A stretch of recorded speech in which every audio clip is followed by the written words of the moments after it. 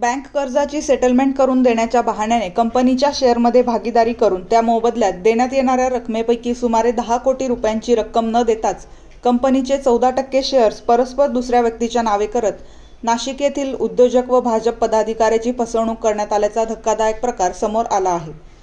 या प्रकरणी भाजप उद्योग आघाडीचे प्रदेश उपाध्यक्ष कैलास अहिरे यांनी दिलेल्या फिर्यादीवरून 8 जणांविरुद्ध फसवणुकीचा गुन्हा दाखल करण्यात आला आहे। कोविडनंतर जागतिक पर्यटन क्षेत्रात तब्बल 70% वाढ झाली आहे।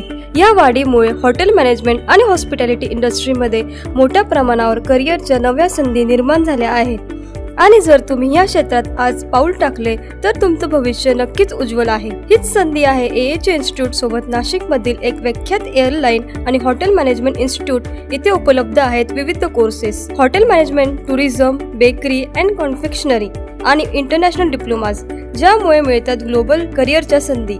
इथे मिळतं प्रॅक्टिकल ट्रेनिंग, 100% प्लेसमेंट आणि अनुभवी फॅकल्टीज कडून मार्गदर्शन, सगळं काही एका छताखाली। AH इन्स्टिट्यूट, जिथे तुमची आवड, स्वप्न आणि मेहनत मिळवते जगभरात उंच भरारी। आजच नाव नोंदणी करा आणि सुरू करा तुमच्या करिअरच्या ग्लोबल जर्नी।